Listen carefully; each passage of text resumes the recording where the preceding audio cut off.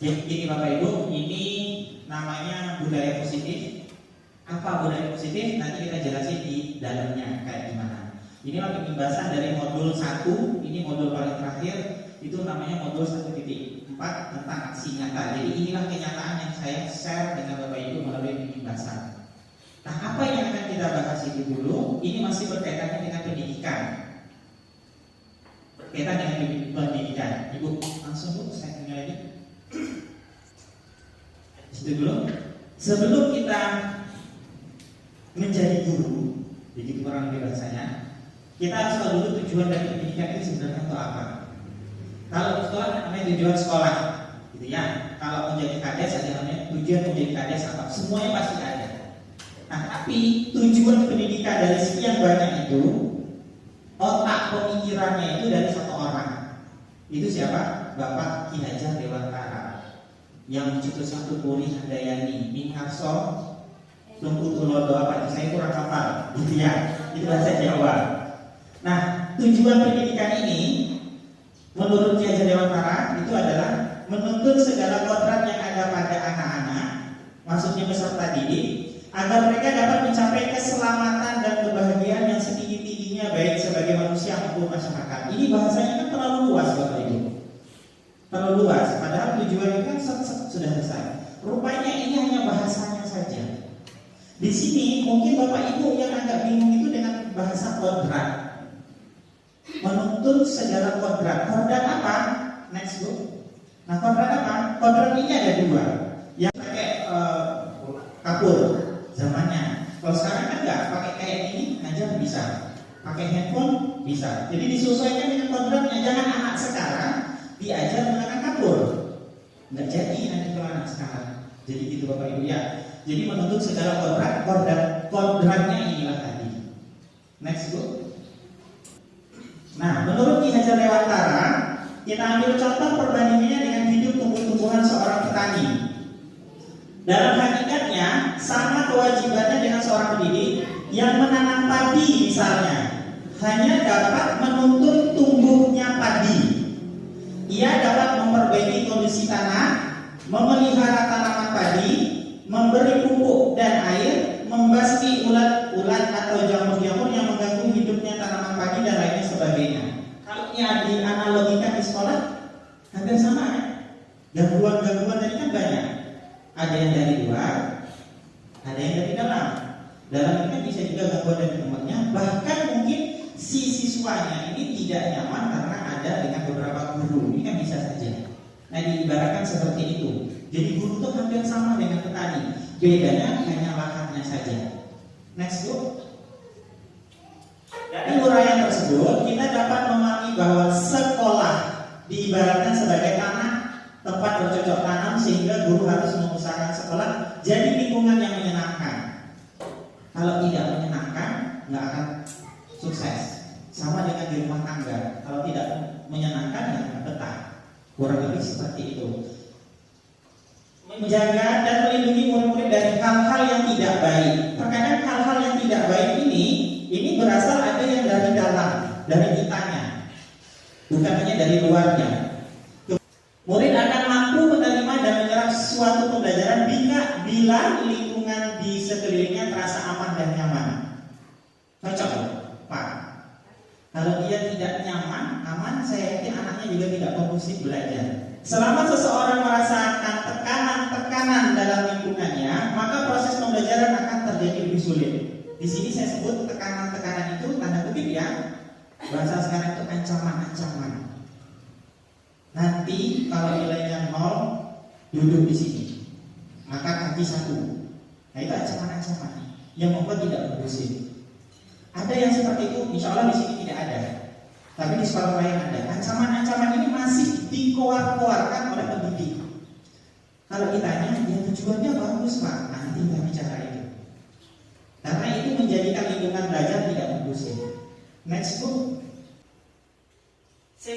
Dari kebiasaan-kebiasaan baik itu akan tumbuh menjadi karakter-karakter baik warga sekolah, dan pada akhirnya karakter-karakter dari kebiasaan-kebiasaan akan menjadi sebuah budaya positif. Di sini ada nggak? Ada.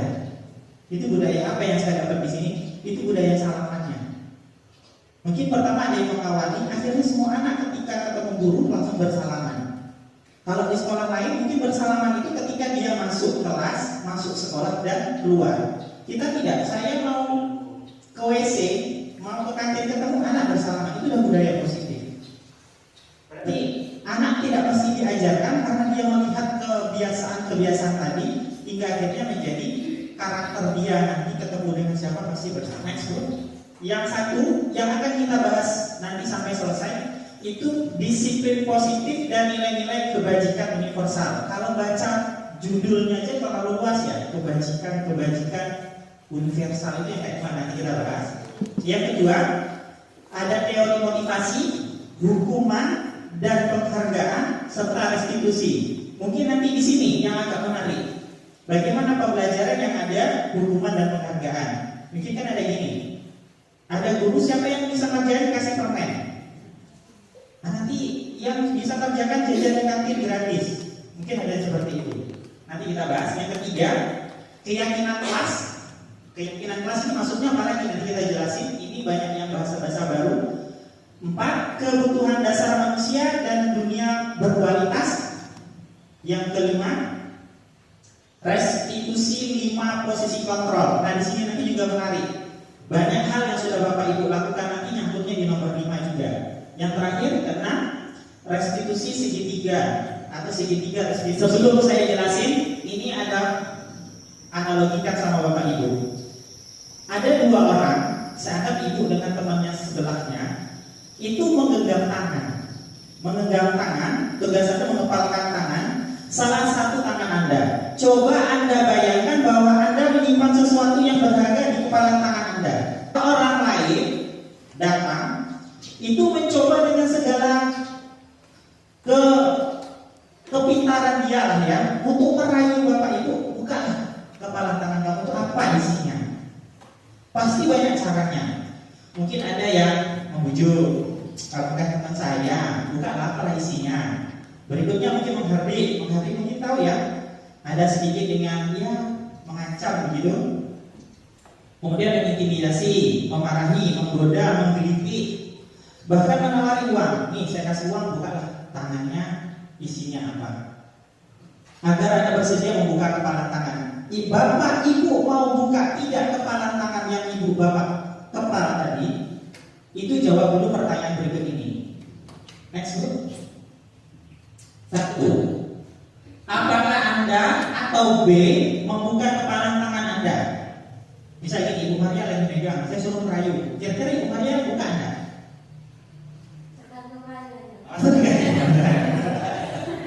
Oke. Terus alasannya kan tadi ya tergantung rayuannya. Gitu. Yang kedua Bu, apakah Anda atau B menutup kepala tangan Anda? Kalau tadi kan terayu ya dibuka. Yang ini tetap yang nomor 2 kekeh, nggak mau. Saya kasih uang, nggak mau, tetap. Nah, kenapa tadi tetap dipegang kepala tangannya dan tidak dibuka? Nomor 3 Bu. Dalam kegiatan ini sesungguhnya yang memegang kendali kontrol tangannya itu adalah kita sendiri. Mau dibuka atau tidak, dengan 2 opsi, tergoda atau tidak. Seperti yang Ibu Maria bilang tadi, ya tergantung. Nah, berarti ibu ini bisa digoyah asal dirayu. Begitu ya. Yang berikutnya ilusi bahwa semua penguatan positif efektif dan bermanfaat. Maksudnya penguatan positif atau bujukan dalam bentuk-bentuk kontrol.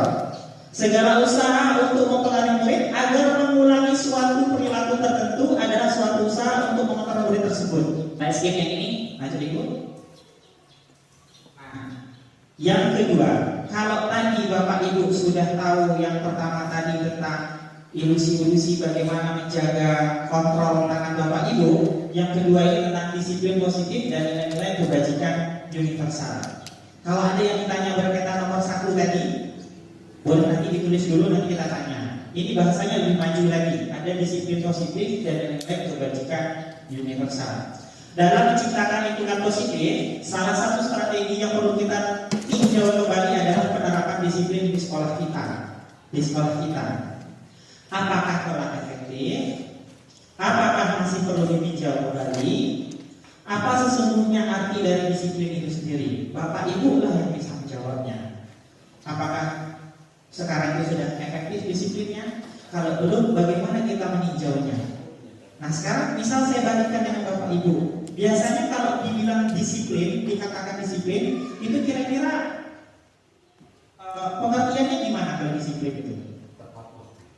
Tepat waktu jika dilakukan perbuatan. Kira-kira apa lagi kalau dikatakan disiplin ini? Ada kesannya memaksa nggak kalau disiplin ini? Nah, ada memaksa kan? Ini muncul karena selama ini analogi kita dengan disiplin itu bagus, kan gitu ya? Coba next. Contoh nih, ada yang datang mau ke sekolah rajin, 7:30 udah sampai, supaya tidak tegur saya sekolahnya bisa, biar tidak ditegur oleh pengawasnya. Mungkin ada yang seperti itu. Nah nanti kita luruskan persepsinya. Terkadang kita juga melakukan sesuatu untuk mendapatkan apa yang kita mau. Apa? Mungkin nanti dipuji dengan kepala sekolahnya. Oh ibu ini bapak ini rajin datang ke sekolah, punya tujuan terselubung. Nah bahasanya language. Ketika kita mendengar kata disiplin, apa yang terbayang di benak kita? Apa yang terlintas di pikiran kita? Kebanyakan orang-orang akan menghubungkan kata disiplin dengan tata tertib, teratur, dan kepatuhan terhadap peraturan. Kata disiplin juga sering dihubungkan dengan hukuman. Pasti melengket itu. Disiplin ada hukuman secara tidak langsung. Padahal itu sesungguhnya berbeda. Karena belajar tentang disiplin positif tidak harus dengan memberikan hukuman.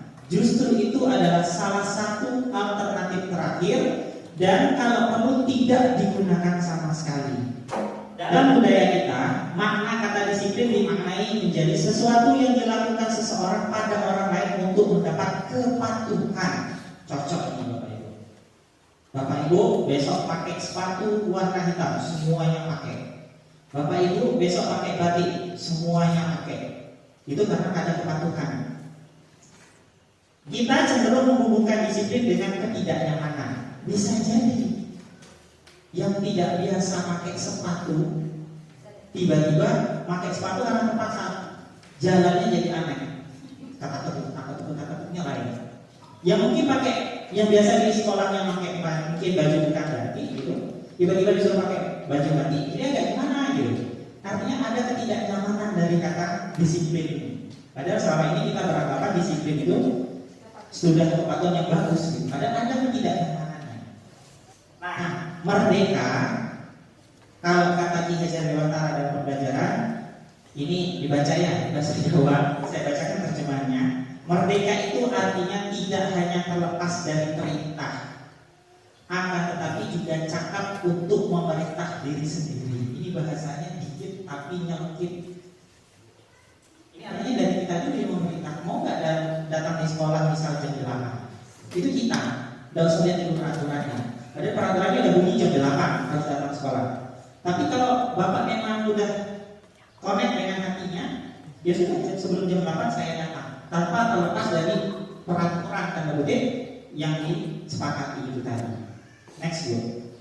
Nah ini untuk mengingat diri kita sendiri Bapak Ibu. Sebagai pendidik, tujuan kita adalah menciptakan anak-anak yang memiliki disiplin diri dulu, sehingga mereka bisa berperilaku dengan mengacu pada nilai-nilai kebajikan universal dan memiliki motivasi intrinsik bukan ekstrinsik. Ini motivasi saya pribadi dan setuju nih Bapak Ibu. Gimana kita mau mengajar orang lain sedangkan kita sendiri tidak mengajar diri kita? Ibaratnya itu kalau mau berubah, itu dimulai dari diri kita dulu, jangan ke orang lain dulu. Kalau kita merasa sudah bisa merubah diri kita untuk ke disiplin positif, baru kita pelan-pelan mengajak orang lain. Ini pengingat kita saja. Yang kadang kita datang sekolah tujuannya hanya untuk mengajar, tapi tidak melihat ada yang lebih penting di sini. Tujuan dari mengajar itu tadi apa? Kalau belajar buka buku selesai, tapi ada yang sebenarnya yang harus Bapak Ibu luruskan, yang bagaimana belajar itu tadi. Berikut, next Bu. Sebagai seorang pendidik, saat Anda perlu hadir, nah ini misalkan nih, Anda perlu hadir di suatu pelatihan, motivasi apa yang mendasari tindakan Anda. Misalnya Pak Haris ini diundang ikuti pelatihan. Nah, mau datang tidak di acara itu? Next, kita kasih dulunya.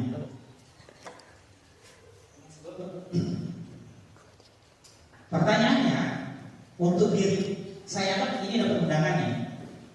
Apakah Anda hadir karena tidak ingin ditegur oleh pihak panitia atau pengawas Anda dan mendapatkan surat teguran menghindari ketidaknyamanan atau hukuman? Contohnya gini, Bapak diundang di suatu acara, tapi Bapak datang ke acara itu karena takut ini. Takut nanti saya ditegur, saya sendiri tidak datang. Akhirnya datang itu kan karena itu tadi ya, karena tidak nyaman, akhirnya datang. Apakah seperti itu? Bapak itu juga yang bisa menjawabnya. Atau yang nomor 2, Anda ingin dilihat dan dipuji oleh lingkungan Anda atau mendapat penghargaan sebagai kepala sekolah berprestasi. Misal itu pihak ini kepala sekolah. Ada yang orang itu kan ngomong gini, udahlah saya datang aja yang penting nampak batang hidung. Nah itu sebenarnya niatnya sudah nggak benar. Mana bisa batang hidung ditampakkan kan gitu. Tujuannya mau ngapain? Nah, gitu. Apa pengen dipuji tadi? Bapak Ibu yang bisa menjawabnya. Saya hanya mengarahkannya saja. Atau yang ketiga, Anda ingin menjadi pembelajar sepanjang hayat, menjadi orang yang berusaha dan bertanggung jawab, serta menghargai diri Anda sendiri sebagai teladan bagi murid-murid Anda, guru-guru Anda, serta lingkungan Anda, karena Anda percaya tindakan Anda sebagai pemimpin pembelajaran akan jadi panutan oleh lingkungan Anda, menghargai nilai-nilai kebajikan diri sendiri. Maksudnya gini, tidak usah memikirkan bagaimana Bapak Ibu, toh kita nanti itu yang menilai juga orang lain. Tinggal kita saja yang berbuat itu mau atau tidak sesuai dengan hati kita. Jadi kembali dengan kitanya. Jangan dulu kita ajak orang lain. Next, Bu. Itu yang masalah nilai-nilai kebajikan. Nilai-nilai kebajikan itu bagaimana nanti ada. Saya jelasin. Nah, ini yang ditunggu-tunggu karena saya bersemangatnya di sini. Teori motivasi, hukuman, dan penghargaan dan restitusi. Next, Bu. Kata seorang peneliti dalam bukunya mengatakan ada 3 motivasi perilaku manusia. 1, untuk menghindari ketidaknyamanan atau hukuman. Udah gak usah bohong, memang benar itu. Ya. 2, untuk mendapatkan imbalan atau penghargaan dari orang lain. Gak usah bohong, itu juga. Kemudian yang ketiga, untuk menjadi orang yang mereka inginkan dan menghargai diri sendiri dengan nilai-nilai yang mereka percaya. Ini juga. Ini motivasi yang sudah ada di diri kita. Walaupun gak mau kita tonjolkan, ini tetap akan menonjol. Ya salah satunya ini, untuk mendapatkan imbalan atau penghargaan dari orang lain atas apa yang Bapak Ibu kerjakan. Kan pingin, oh bagus Bu, tingkatkan lain, cukup bagi Bapak Ibu ada pujiannya. Kan pasti ada. Tujuan dari disiplin positif itu adalah menanamkan motivasi yang ketiga pada murid-murid kita, yaitu menjadi orang yang mereka inginkan dan menghargai diri sendiri dengan nilai-nilai yang mereka percaya. Inilah sebenarnya konsepnya disiplin. Jadi jangan dilengketkan dengan ketidaknyamanan, jangan dilengketkan dengan hukuman. Nah ini sebenarnya yang dikatakan disiplin. Tapi kayaknya kita merubahkan paradigma ini yang sedikit susah. Contoh saja, ada kata-kata negatif yang sudah beredar di masyarakat, bahkan itu terpampang besar. Contohnya apa? Rumah sakit. Itu dianalogikan, isi dari rumah sakit itu adalah orang sakit. Padahal lebih banyak orang sehatnya di situ. Kenapa tidak kita rubah paradigmanya, mengatakan rumah itu sehat? Coba dirubah. Jadi kalau ada anak kita nanya, Bu, yuk kita lihat si itu sakit di rumah sehat, kan enak bahasanya. Si melihat si itu di rumah sakit, ini udah konotasi bahasanya negatif. Kan isinya nggak semuanya orang sakit. Ini paradigma yang harus kita rubah. Memang susah Bapak Ibu ya. Next Bu. Nah, pertanyaannya berikutnya yang untuk diri kita, bagaimana cara kita sebagai guru untuk menanamkan disiplin positif yang positif ini kepada murid-murid inilah Bapak Ibu yang tahu. Disiplin positif tadi bagaimana cara menanamkannya dengan anak-anak. Tapi nanti saya kasih caranya sedikit-sedikit ada. Sama-sama belajar di sini Bapak Ibu. Nah, disiplinnya selama ini cuma disiplin saja, tidak ada bunyi positifnya, hanya disiplin saja. Gitu ya. Ini harus pakai disiplin positifnya yang banyak. Next Bu. Analisisnya gini. Coba Bapak Ibu analisis cerita ini. Ivo kurang menguasai pelajaran matematika, sehingga pada saat pelajaran tersebut berlangsung, dia lebih banyak terdiam atau menggambar di buku pelajarannya pada pelajaran matematika. Pak Udin ini. Pada saat guru matematikanya Pak Seno menanyakan pertanyaan, Iva menjadi gugup dan tak sengaja menjatuhkan tasnya dari kursi, serta tiba-tiba menjadi gagap pada saat berupaya menjawab. Ini terjadi di anak kita ini. Seluruh kelas pun tertawa melihat perilaku Iva yang bicara tergagap dan terkejut tersebut. Pak Seno pada saat itu membiarkan teman-teman Iva mentertawakan Iva yang tergagap dan malu luar biasa, dan malahan minta Iva untuk maju ke depan dan berdiri di depan kelas sambil menunjuk hidungnya karena tidak bisa menjawab pertanyaan Pak Seno. Kelas semakin gaduh dan anak-anak pun tertawa melihat Iva di depan kelas memegang batang ujung hidungnya. Mungkin pernah terjadi di kita. Pertanyaannya, apakah Bapak Ibu setuju dengan tindakan Pak Seno terhadap Iva tadi? Coba kira-kira jawabnya jujur ya. Ini Pak Dodi dulu. Kira-kira gimana Pak Dodi? Kurang setuju karena dia membuat dia malu di kelas. Buat anak itu malu di kelas. Berpikirnya bukan tambah bagus, mbak mumet Si anaknya. Karena merasa dipermalukan di depan kelas sama teman-teman. Termasuk oleh gurunya yang mempermalukannya kan? Ya. Ada lagi Ibu Maria mungkin. Setuju?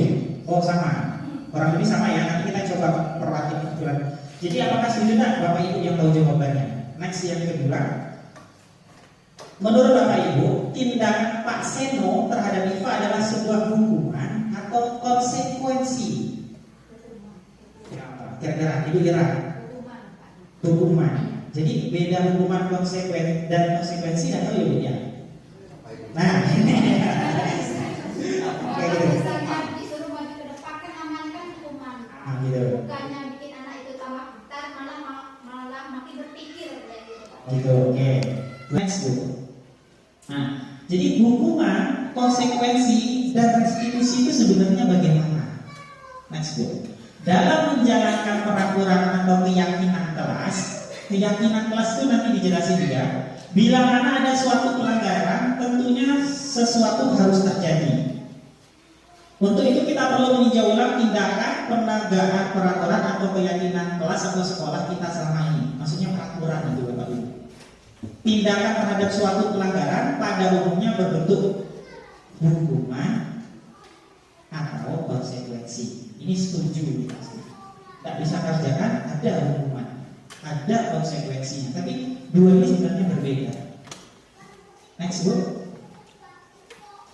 Kalau restitusi, proses menciptakan kondisi bagi murid untuk memperbaiki kesalahan mereka, sehingga mereka bisa kembali pada kelompok mereka dengan karakter yang lebih kuat. Restitusi juga merupakan proses kolaboratif yang mengajarkan murid untuk mencari solusi untuk masalah mereka dan membantu murid berpikir tentang orang seperti apa yang mereka inginkan dan bagaimana mereka harus memperlakukan orang lain. Ini yang sebenarnya tugas kita lakukan, bukan memberi hukuman, bukan memberikan konsekuensi, tapi harusnya memberi restitusi. Jadi si anak itu nanti kita sama-sama belajar Bapak Ibu. Saya kan masih juga belajar. Anak yang bermasalah tadi harus direstitusi namanya. Bagaimana restitusinya? Nanti ada contoh. Cara nyelesaiannya itu nggak pasti yang seperti tadi.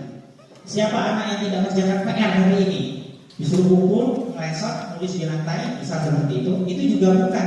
Itu ada hukuman dan konsekuensi. Secara restitusi pendidikan itu salah. Itu salah. Bagaimana nanti kita bahas Bapak Ibu setuju. Oke, contoh hukuman. Sesuatu yang menyakitkan harus terjadi, udah jelas. Kalau konsekuensi sesuatu harus terjadi. Jadi tidak ada yang menyakitkan kalau konsekuensi itu. Restitusi merupakan pilihannya. Jadi jangan ada hukuman, jangan ada konsekuensi. Kalau hukuman menyakitkan, tapi harus terjadi. Kalau konsekuensi tidak ada menyakitkan, tapi memang harus terjadi. Nanti saya jelasin bedanya. Oke, lanjut. Terus, oke. Dihukum oleh penghargaan. Ada nggak yang kayak gini? Dihukum karena penghargaan. Penjelasannya gimana, Pak? Next. Saat kita berulang kali menjanjikan hadiah kepada anak-anak agar berperilaku bertanggung jawab, atau kepada seseorang murid agar mempelajari sesuatu yang baru, atau kepada seorang karyawan atau agar melakukan pekerjaan yang bebas, kita sedang berasumsi mereka tidak dapat melakukannya. Itu sudah ngejudge secara tidak langsung. Kalau bahasa Inggrisnya itu Pak Haris, jangan melihat itu berdasarkan covernya. Nah, apa itu? Nah, itu tadi. Atau mereka tidak akan memilih untuk melakukannya. Kadang kita iming-iming itu malah dia nggak mau. Ini yang dinamakan dihukum dengan oleh penghargaan. Pernah dilakukan? Saya pribadi jawab pernah. Next, ada kata Alfikon, baik penghargaan maupun hukuman, adalah cara-cara mengontrol perilaku seseorang yang menghancurkan potensi untuk pembelajaran sesungguhnya. Jadi jangan pernah iming-imingi kalau mau belajar, belajar. Kalau saya iming-imingi, tidak usah juga dikasih hukuman. Menurut Kon, secara ideal tindakan belajar itu sendirilah adalah penghargaan sesungguhnya. Nah, kita balik budayanya. Jadi jangan iming-imingi. Kan pernah ini di rapot dikasih rating gitu ya, kasih rating. Untungnya kan kalau menggunakan rapot itu kan tidak ada ratingnya. Budaya itu yang harus kita hapus. Tapi budaya itu masih nyangkut dengan anak, dengan wali murid. Kok rapotnya nggak ada peringkatnya? Nah, ini udah mulai dirubah. Karena peringkat itu sebenarnya itu mendiskriminasi anak-anak yang lain. Yang ketiga, keyakinan kelas. Kita ada 6, udah setengah jalan. Tapi tidak sebanyak yang tadi Bapak Ibu. Sebenarnya keyakinan kelas ini pernah Ibu Bapak buat, tapi baru lisan. Keyakinan kelas itu bahasa Bapak Ibu itu peraturan. Tapi yang dikatakan peraturan itu pasti berat Bapak Ibu, karena ada hukuman. Nah, contoh, biar lebih paham tentang keyakinan kelas, mengapa tidak berbunyi peraturan kelas saja? Dan ini nanti kalau Bapak Ibu wali kelas yang buat, harus dipajang kelasnya. Diminta anak-anak maunya apa saja. 1. Mengapa kita memiliki peraturan tentang penggunaan helm pada saat mengendarai kendaraan roda 2 atau motor, bahkan mobil ada yang pakai helm? Kemungkinan jawaban Bapak Ibu atau jawaban kita adalah untuk keselamatan. Benar ya? Kenapa pakai helm? Coba next, yang kedua. Mengapa kita memiliki peraturan tentang penggunaan masker dan mencuci tangan setiap saat? Kemudian jawaban kita adalah untuk kesehatan dan keselamatan. Cocok? Cocok. Next, Bu. Nanti jawabannya.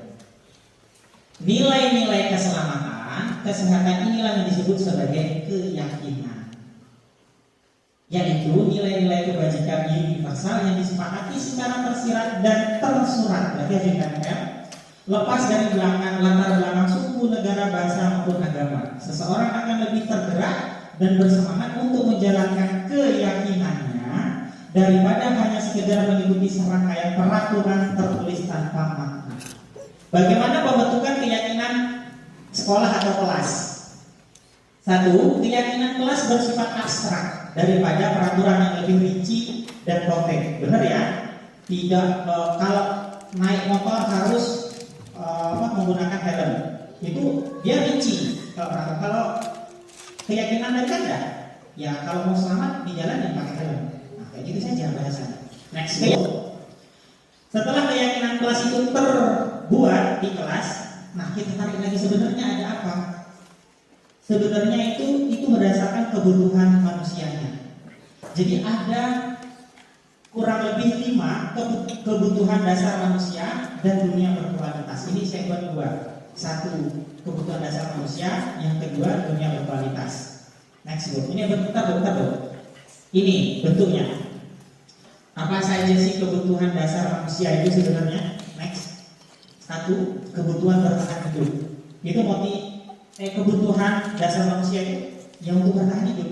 Contoh ibu bapak ngajar supaya dapat gaji, seterusnya bisa. Ya karena untuk bertahan hidup. Kedua, kasih sayang dan rasa diterima. Ya karena ini hidup itu tujuannya ada 3. Kalau saya bilang dengan anak murid-murid itu, 1. Menikah, 2. Punya keturunan, 3. Memisahkan keturunan dari kita. Itu tujuannya sebenarnya. Nah sama, dari 3 tadi karena ada rasa sayang dan diterima. Ya maaf untuk Bu Bibit kan belum. Ya. 3. Penguasaan. Kebutuhan pengakuan atas kemampuannya. Ini pasti Bapak Ibu. Saya makannya kayak gini, saya mau dipuji di sini. Saya paling gerot nih di desa ini. Apa itu dipuji? Jadi semua orang ngomongin situ-situ, padahal tidak tahu yang diomongin entah positif, entah negatif. Tapi saking gerotnya ini tadi semua omongan orang jadi positif bagi dia. Itu kebutuhan. Yang keempat, kebebasan. Kebutuhan akan pilihan. Saya nggak bisa maksa Bapak Ibu. Bapak Ibu juga nggak mungkin maksa suami atau istrinya. Kalau memang sudah jadi prinsip, nggak bisa, harus punya pilihan sendiri. Harus punya pilihan sendiri, kecuali ada sesuatu yang memang sudah disepakati. Ini kebebasan ini semuanya pasti mau. Dalam artian merdeka pasti banyak yang mau. Contoh, bebas terserah saya Pak mau ke sekolah jam berapa saja. Saya kan ngajarnya jam 10 sampai jam 12 hari Kamis. Ya udah saya datang dari jam 10 sampai 12 saja. Selebihnya terserah. Siapa yang nggak mau kayak gitu? Saya aja mau. Itu orang lebih. Jadi ada kebebasan memilih kebutuhan. Tapi kan kita punya tadi restitusi, punya hukuman, disiplin dan seterusnya. Yang kelima, kesenangan. Kebutuhan untuk merasa senang. Ini saya yakin Bapak Ibu punya hobinya masing-masing. Hobi itulah untuk menetralisir yang lain-lainnya. Ada ya? Jangan dijawab kesenangannya tidur. Itu dunia berkualitas. Bisa berisi orang-orang, hal-hal apa saja yang terbaik dalam hidup Anda dan membuat Anda merasa bahagia terpenuhi kebutuhan dasar Anda. Kebutuhan tadi ada yang tadi. Pasti ada yang tadi. Cobalah saya kalau kayak sepeda bawa topi, nggak repot, nggak pakai sandal jepit. Nah itu udah mulai kemana-mana. Tapi jadikan itu hal-hal yang positif. Jangan habis saya pulang harus maling, dapat beli mobil, misalnya, dapat beli ini, jangan. Itu udah beda lagi nanti persepsinya. Itu dunia berkualitas. Pertanyaannya, anak murid punya nggak dunia berkualitas? Punya. Oke, coba next bro. Murid kita juga mempunyai gambaran dunia berkualitas mereka. Tentunya sebagai guru kita ingin mereka memasukkan hal-hal yang bermakna dan nilai-nilai kebajikan yang hakiki ke dalam dunia berkualitas mereka. Tadi udah 4, saya lanjut lagi mungkin banyak, tapi saya yakin pasti ada yang nyambung dengan Bapak Ibu. Posisi 5 kontrol atau 5 posisi kontrol. Ini terjadi di sekolah. Target saya di sini Bapak Ibu. Bapak Ibu memiliki kemampuan khusus nantinya. Tisa dan Hana dipanggil masuk ke ruangan Ibu Dewi, Kepala Sekolah SMA Makmur. Ibu Dewi baru saja mendapatkan pengaduan dari Bunda Tisa bahwa Hana menggunakan kata-kata kasar dan merendah-rendahkan Tisa di sosial media. Ini mungkin terjadi. Guru BK pasti lebih paham. Ini pernah terjadi Bapak Ibu. Nah, kejadian seperti ini bagaimana kita sebagai seorang guru menanggapinya? Apalagi Bapak Ibu ini nanti misal panjang umur jadi kepala sekolah menengahi ini. Misalnya tidak usah kepala sekolah, ke guru BK-nya atau ke wali kelasnya. Bagaimana menengahinya? Coba next. Yang kedua, Anto jarang sekali hadir di pembelajaran jarak jauh dari misal masih COVID nih. Dan pada saat hadir pun Anto seringkali menggunakan kata-kata kasar di kolom chat, mengejek teman-temannya. Hal ini sudah sangat mengganggu dan beberapa orang tua murid yang mengikuti pembelajaran daring mengeluhkan tentang perilaku Anto di pembelajaran jauh. Posisinya Bapak jadi gurunya. Nah, apa yang Bapak Ibu lakukan pada saat itu juga? Kan guru harus bisa menyelesaikan solusinya secepat mungkin. Oh Pak, saya kick, langsung saya keluar dari grup biar gak banyak ngoceh. Nah, salah. Itu dua udah dapat pembelajaran dari kita. Coba next, Bu. Nah, dari dua tadi itu bisa diselesaikan dengan teknik 5 kontrol. Semuanya ini saya jamin 100% sudah pernah melakukannya, tapi tidak tahu kalau itu teorinya. Satu, penghukum. Nah, ini mungkin ada di antara kita. Seorang penghukum bisa menggunakan hukuman fisik atau verbal. Push up kamu, lari kamu, itu ya bisa. Orang-orang yang menjalankan posisi penghukum senantiasa mengatakan bahwa sekolah memerlukan sistem atau alat yang dapat lebih menekan murid-murid lebih dalam lagi. Guru-guru memposisikan penghukum biasanya berkata ini, patuhi aturan saya, awas kamu. Nah, kamu selalu saja salah. Sudah dibilangin berapa kali salah itulah penghukum itu. Selalu dan pasti selalu. Ini ya yang terakhir ya, kamu berbuat salah. Ini penghukum bahasanya nih. Kemudian guru seperti ini senantiasa percaya hanya ada satu cara agar pembelajaran kita berhasil, itu cara dia, cara saya. Ini penghukum. Next book. Hasil dari itu gimana? Kemungkinan murid marah, mungkin, dan mendendam atau bersifat agresif. Di SMP 1 dulu, saya cerita sekolah lain ini. Itu pernah ada guru yang negur seperti itu. Pak Ali Murni itu masih guru di sana waktu itu, 2009. Ya, 2009 sana. Anaknya itu marah, Bapak Ibu. Nama gurunya Pak Sajiono, orang SP 9 terus silakan. Pulang itu ban motor itu digergaji. Bukan lagi dibocorin, digergaji. Coba, kan agresifnya berlebihan karena ditegur. Karena caranya itu yang benar. Bisa saja sesudah kembali duduk, murid tersebut akan mencoret-coret bukunya atau meja tulisnya. Ingat, anak yang mencoret-coret meja itu karena pasti pernah dihukum oleh gurunya secara tidak langsung. Lebih buruk lagi setelah sekolah murid melihat motor atau mobil bapak ibu, baru saya bilang akan tergores kendaraan tersebut dengan si anak tadi. Kita tidak tahu akibatnya. Padahal menurut kita itu sudah cara kita yang menyelesaikan masalahnya. Itu penghukum. Nah, yang kedua, ada namanya pembuat merasa bersalah. Contoh, pada posisi ini biasanya guru akan bersuara lebih lembut, tapi set pada maksudnya itu ya. Pembuat rasa bersalah akan menggunakan keheningan dan membuat orang lain merasa tidak nyaman, bersalah atau rendah diri. Kata-kata yang keluar adalah seperti ini. Ibu sangat kecewa sama kamu. Nah, ini sudah satu, pembuat rasa bersalah. Kedua, berapa kali Bapak harus memberitahu kamu kalau sekolah itu pakaian harus rapi. Itu.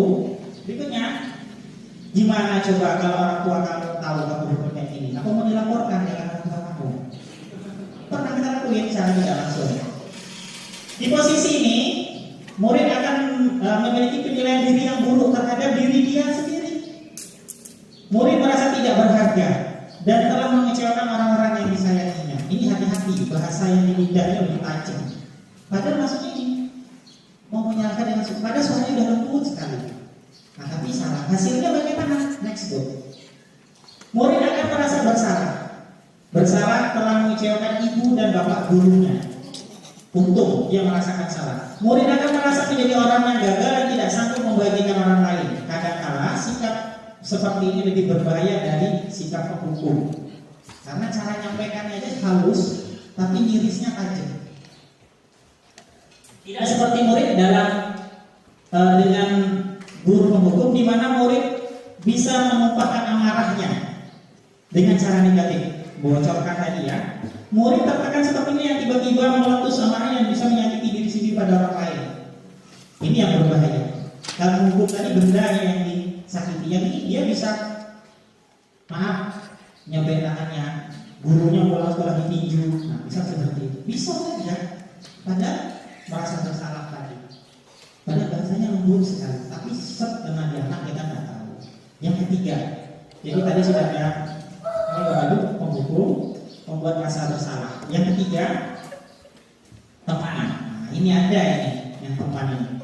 Guru pada masa ini tidak akan menyakiti murid, namun akan tetap berupaya mengontrol murid melalui persuasi. Maksudnya nanti ada di bawah. Posisi teman pada guru bisa negatif maupun positif. Positif di sini berupa hubungan yang baik terjalin antara guru dengan murid. Guru di posisi teman menggunakan hubungan baik dan humor untuk mempengaruhi seseorang. Mereka akan berkata, ayo bantulah bapak, demi bapak loh, masa kamu nggak bisa datang lebih awal? Itu bahasa teman. Berikutnya, ayo ingat, tidak bantuan bapak selama ini. Bapak udah kasih nilai kamu tinggi, masa kamu nggak berubah-ubah? Ini bahasa teman. Next, ya sudah, kali ini tidak apa-apa, nanti ibu bantu. Yang penting besok-besok jangan diulangi lagi ya. Itu terus yang diomong, jangan diulangi, tapi tetap dilakukan. Itu karena yang teman. Pernah ibu bapak lakukan? Pasti ada. Hasilnya, nih, murid akan merasa senang dan akrab dengan guru. Ini termasuk dampak yang positif. Hanya saja di sisi negatifnya, murid menjadi tergantung pada guru tersebut saja. Guru yang lainnya nggak peduli. Karena ada guru ini yang mungkin perhatiannya lebih, si anak itu dengan guru ini jadi bukan sir, jadi lebih cocok dibanding guru yang lainnya. Itu kelemahannya bapak ibu. Padahal kalau SD oke, ya kalau di sekolah SMP kan gurunya macam-macam. Dia harusnya bergantung pada semua guru. Bila ada masalah, dia merasa bisa mengandalkan guru tersebut.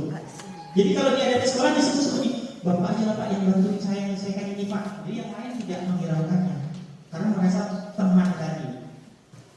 Akibat lain dari posisi teman itu salah satu aja ya, akan berbuat sesuatu menyuruh adalah guru tersebut dan belum tentu berlaku yang sama dengan guru-guru yang lain. Nah saya pernah dulu zaman sekolah seperti ini, akrab dengan satu guru, apapun masalahnya dengan guru saya ceritakan dengan guru itu. Sampai ada apapun saya tergantungnya dengan guru itu. Akhirnya nggak maju-maju. Padahal guru-guru yang lain ada. Nah dulu itu saya namanya gurunya Pak Taryat, guru BK. Ada masalah kecil apapun saya ceritain. Akhirnya guru-guru yang lain saya nggak paham. Nah ini kelemahannya kalau dengan teman. Jadi kalau bapak ibu jadi guru, usahakan ini dipisah. Ini jangan sampai. Ya bisa jadi bapak ibu nanti malah menjadi perbuatan itu orang lain. Misal gini, bu Bibi kok akrab dengan ini, mulai digosipkan yang tidak-tidak. Ini muncul dari prinsip dari orang lain. Ini hati-hati. Berikutnya yang keempat, pemantau. Ini ada guru yang seperti ini.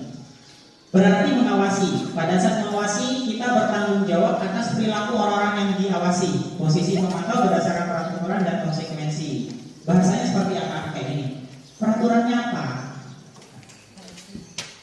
Ya, apa sebenarnya yang udah kamu lakuin? Ini kan memantau ini. Sebenarnya udah tahu nih apa yang diperbuat, tapi dia bertanya. Itu yang berikutnya, sanksi atau konsekuensi atau hukumannya apa? Udah tahu loh. Merokok itu konsekuensinya dikeluarkan dari sekolah. Nanya lagi nih anak, kamu merokok? Ya, tahu hukumannya apa? Nah ini pemantau. Sok-sok nggak tahu, pada tahu. Kita ada yang kayak gini nih. Nggak pak, saya kan hanya ngetes. Nah, ini pemantau. Seorang guru pemantau sangat mengandalkan perhitungan. Ini hati-hati. Daya ingatnya lebih kuat nih. Catatan, data-data yang dapat digunakan sebagai bukti atas perilaku seseorang. Kalau kamu merokok enggak? Enggak, ayo merokoknya enggak. Dikejar terus itu, padahal merokok ketakutan. Nanti konsekuensinya gini. Itu dikejar terus. Itu yang pemantau. Yang kelima, hasilnya murid memahami konsekuensi yang harus dijalankan karena telah melanggar suatu peraturan di sekolah. Itu saja. Akhirnya guru tidak menunjukkan suatu emosi yang berlebihan, menjadi marah atau membuat rasa bersalah. Murid tetap dibuat tidak nyaman, yaitu dengan harus tinggal kelas pada waktu jam istirahat. Misal, yaudahlah kamu di kelas saja, kerjain tugas kawan-kawan yang lain, pulang. Ini kan gak nyaman juga akhirnya. Padahal pemantau ini tadi ya. Dan seterusnya. Yang kelima, ini yang manajer. Posisi manajer, posisi di mana guru berbuat sesuatu bersama dengan murid, mempersilahkan murid untuk mempertanggungjawabkan perilakunya, mendukung murid agar dapat menemukan solusi atas permasalahannya sendiri. Next book di ini, biasanya kata-katanya apa yang kamu yakini. Ini jika keyakinan kelas, keyakinan sekolah sudah dibuat. Apa yang kamu yakini? Tanya dulu dengan anaknya. Berikutnya, apa kamu meyakininya? Kalau mau berbuat gini. Nah itu. Berikutnya, jika kamu meyakininya, apakah kamu bersedia memperbaikinya? Nah pernah ini Bapak Ibu lakukan, itu udah tahu biasa. Terus Bapak Ibu, kamu tahu nggak solusinya permasalahannya sekarang apa? Itu kan pernah dilontarkan. Itu sudah di manajer Bapak Ibu. Jika kamu memperbaiki ini, hal ini menunjukkan apa tentang diri kamu? Ini juga. Ini kan bahasa ininya saja Bapak Ibu pasti sudah pernah dilaksanakan. Lanjut. Apa rencana kamu untuk memperbaiki hal ini? Kita tanya dengan anak kan jawab. Itu solusi. Nah itu namanya manajer. Jadi anak itu menyelesaikan masalahnya dengan sendiri berdasarkan keyakinan dia. Seperti ini bawah ini. Coba Bu bisa dimulai dulu. Sorry.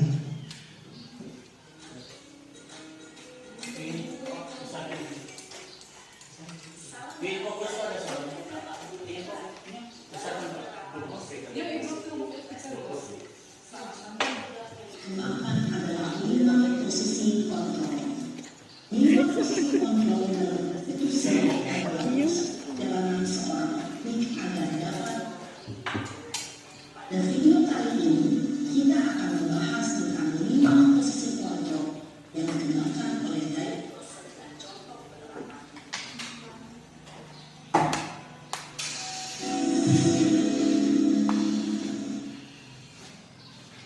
Posisi kontrol itu adalah 1. Posisi pendukung, 2. Posisi pembuat merasa bersalah, 3. Posisi teman, 4. Posisi pemantau atau monitor, dan 5. Posisi manajer.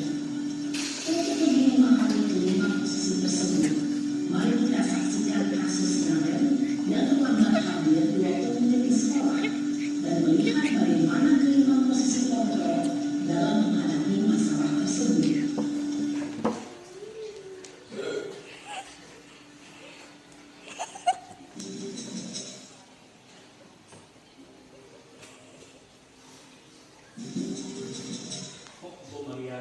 Yang mau bertanya, saya persilakan tunjuk tangan terus berdiri. Bisa dilihat? Silakan. Ada yang?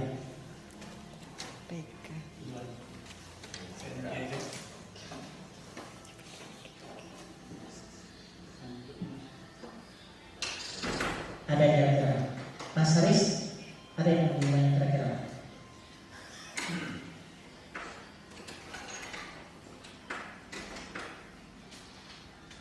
Iya, Bu Maria, silakan berdiri, Bu.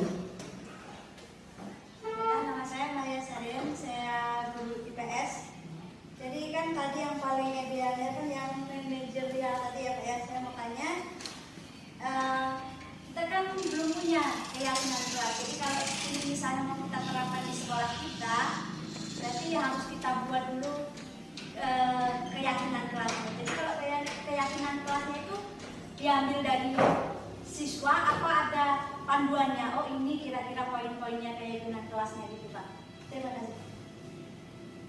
Saya ngaku satu lagi. Ini ya ciri-ciri mau jadi manajer. Ya, monggo Bu, Ibu Hamdana. Assalamualaikum warahmatullahi wabarakatuh. Mungkin langsung aja tanpa memperkenalkan diri karena semuanya sudah kenal. Mungkin yang akan saya sampaikan tadi kan berkaitan dengan keyakinan kelas.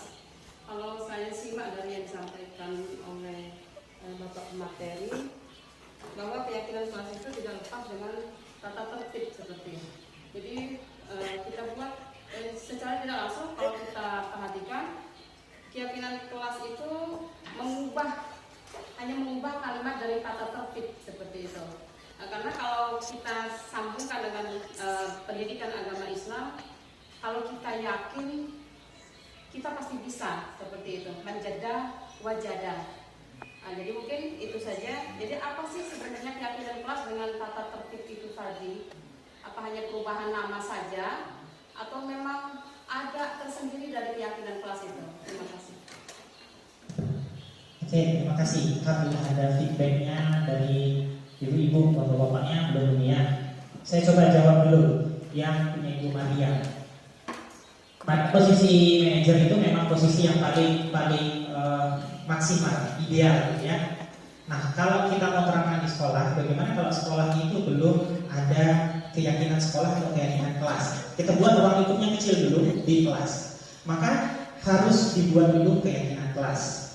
Jadi kalau sambil berjalan sekarang sudah tahu oh yang benar harus ada kaitan kelas, maka guru atau wali kelas yang mengajar di kelas itu harus segera mungkin dibuat. Selambat-lambatnya itu di awal semester aktif. Makanya saya sama Bapak Ibu nih kalau turun grup saya bingung.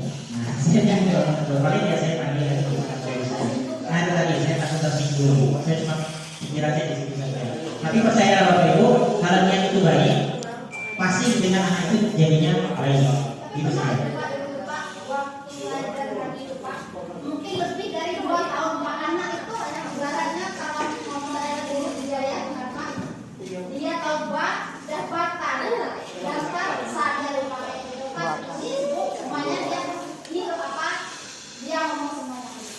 Habis itu kita tempat ya ibaratnya di apalah kayak kemarin itu kayak sistem bikin dia berpikir gitu kan Pak. Insya Allah pas sekitar 3 minggu lebih ataupun 2 minggu lebih Pak, anak itu bisa berubah.